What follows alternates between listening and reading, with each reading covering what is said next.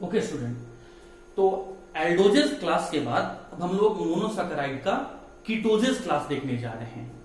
ये कीटोजेस क्लास में कीट जो आगे लिखा हुआ है ये कीटोन फंक्शनल ग्रुप को बता रहा है, और ओजेस जो है ये शुगर को बता रहा है, ये सैकेराइड को बता रहा है, या फिर हम कह सकते हैं ये एक कार्बोहाइड्रेट को बता रहा है। मैंने अभी अभी आपको बताया था स्टूडेंट, स्टार्टिंग में ही बताया था कि कार्बोहाइड्रेट हम वैसे बायोमॉलिक्यूल को कहते हैं जिसमें मेन फंक्शनल ग्रुप के फॉर्म में अल्डिहाइड हो या फिर कीटोन हो, और सेकेंडरी फंक्शनल ग्रुप या फिर सब्स्टिट्यूएंट के फॉर्म में एक से अधिक हाइड्रोक्सी ग्रुप प्रेजेंट हो। साथ ही साथ उस मॉलिक्यूल या उस कंपाउंड का नेचर जो है वो ऑप्टिकली एक्टिव हो और कम से कम वो एक कायरल कार्बन रखता हो। तो वैसे कार्बोहाइड्रेट जिसमें मेन फंक्शनल ग्रुप कीटोन होगा, वैसे कार्बोहाइड्रेट जिसमें मेन फंक्शनल ग्रुप कीटोन होगा, या फिर हम कह सकते हैं ऐसे कार्बोहाइड्रेट, ऐसे शुगर के मॉलिक्यूल, ऐसे मोनोसैकेराइड जिसमें मेन फंक्शनल ग्रुप कीटोन होगा, तो वैसे मोनोसैकेराइड को हम लोग कीटोजेस कहेंगे। चाहे कार्बोहाइड्रेट एल्डोजेस क्लास का हो या कीटोजेस क्लास का हो, उसका जनरल फॉर्मूला तो CnH2nOn ही रहेगा, और अगर वो मोनोसैकेराइड है तो जो n का वैल्यू होगा वो 3 से लेकर 7 तक हो सकता है। तो इसीलिए नंबर ऑफ कार्बन मैंने 3, 4, 5 और 6 ले लिया। अब 3 कार्बन रखने वाले कीटोजेस का मैं नाम लिखूंगा, 4, 5 और 6 कार्बन रखने वाले कीटोजेस का मैं नाम लिखूंगा, उसी तरीके से उसका जनरल फॉर्मूला और एग्जांपल मैं आपको बताऊंगा। तो देखिए, शुगर मॉलिक्यूल है, टेस्ट वाइज स्वीट है, टेस्ट वाइज स्वीट है, इसीलिए नाम के पीछे लिख दिया गया ओजेस। कार्बन कितना रख रहा है 3, इसीलिए लिख दिया गया ट्राई। मेन फंक्शनल ग्रुप क्या है, कीटोन है, इसीलिए लिख दिया गया कीटो। तो ये कीटो वर्ड किसको बता रहा है, मेन फंक्शनल ग्रुप कीटोन को बता रहा है। ट्राई वर्ड किसको बता रहा है, टोटल नंबर ऑफ कार्बन को बता रहा है। ओजेस किसको बता रहा है, कार्बोहाइड्रेट बायोमॉलिक्यूल या मोनोसैकेराइड बायोमॉलिक्यूल को बता रहा है। तो वैसे मोनोसैकेराइड जिसमें टोटल कार्बन 3 हो और मेन फंक्शनल ग्रुप कीटोन हो, उसे कीटो ट्राइओजेस कहेंगे। उसी तरीके से स्टूडेंट आप चाहें तो खुद से भी वीडियो को पॉज करके बाकी सबका नाम लिख सकते हैं, और जिन्हें नहीं समझ में आया वो यहां पर आप सुनिए फिर से। मोनोसैकेराइड टेस्ट वाइज स्वीट होते हैं स्टूडेंट, इसीलिए नाम के पीछे क्या लिखा गया, ओजेस। जो भी टेस्ट वाइज स्वीट होंगे उनके नाम के पीछे ओजेस लिखा गया। हाँ जी, उसके बाद टोटल कार्बन कितना है 4 के लिए क्या लिखा गया, टेट्रा। अब टेट्रा में से जब मैंने टेट्रा लिखा तो ए और ओ दो वॉवेल एक साथ आ गया, तो ए को रिमूव कर दिया गया, तो यहां से बन गया टेट्रोजेस। 4 कार्बन हो गया, इसीलिए यहां पर टेट्रा लिखा गया था। मेन फंक्शनल ग्रुप कीटोन है, कीटोन के लिए यहां पर कीटो लिख दिया गया। तो कीटो वर्ड किसको बता रहा है, मेन फंक्शनल ग्रुप कीटोन को। टेट्रा वर्ड किसको बता रहा है, टोटल नंबर ऑफ कार्बन को। ओजेस किसको बता रहा है, मॉलिक्यूल के टेस्ट को, कि वैसे शुगर के मॉलिक्यूल जिसमें टोटल कार्बन 4 हो और मेन फंक्शनल ग्रुप कीटोन हो। फिर से देखिए, मोनोसैकेराइड टेस्ट वाइज स्वीट होते हैं, इसीलिए ओजेस लिखा गया। 5 कार्बन है, इसीलिए पेंटा लिखा गया, और ए को मैंने रिमूव कर दिया। और यहां पर मेन फंक्शनल ग्रुप कीटोन है, इसीलिए कीटो लिखा गया, और नाम क्या हो गया, कीटो पेंटोजेस। कीटो क्यों लिखा गया, मेन फंक्शनल ग्रुप कीटोन के लिए। पेंट क्यों लिखा गया, टोटल नंबर ऑफ कार्बन के लिए। ओजेस क्यों लिखा गया, तो टेस्ट वाइज स्वीट है।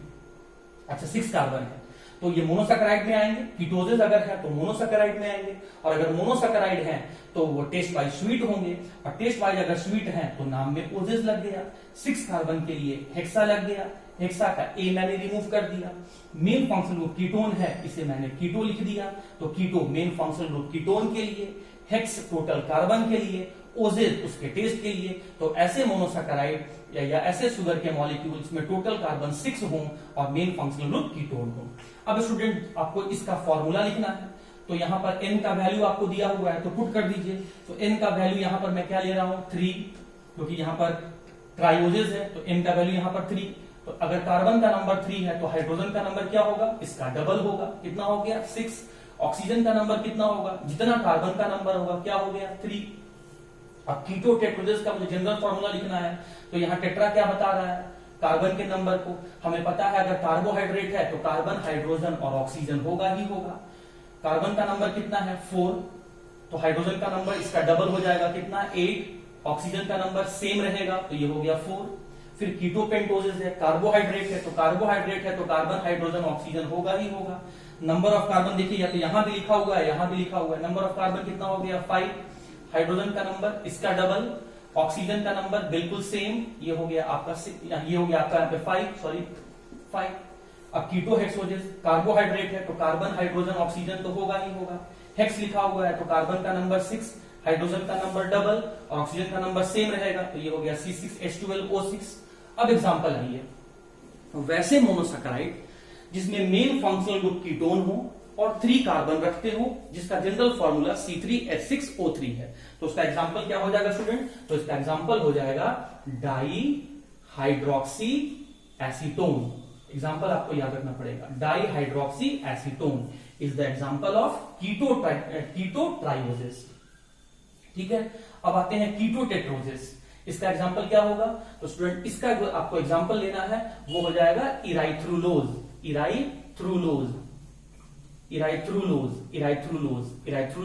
ये इसका एग्जांपल है कीटो टेट्रोजेस का।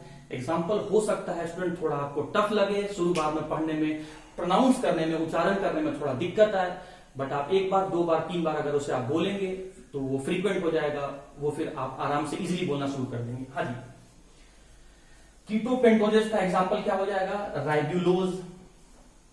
राइब्यूलोज या फिर ज़ाइल्यूलोज।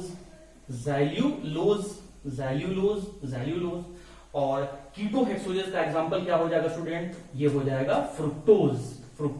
तो आप देख सकते हैं fructose is an example of ketoses, क्योंकि इसमें मेन फंक्शनल ग्रुप कीटोन है। लेकिन यहां अगर मैं ग्लूकोज लिखता तो वो एल्डोजेस का एग्जांपल हो जाएगा, एल्डोहेक्सोजेस का एग्जांपल हो जाएगा।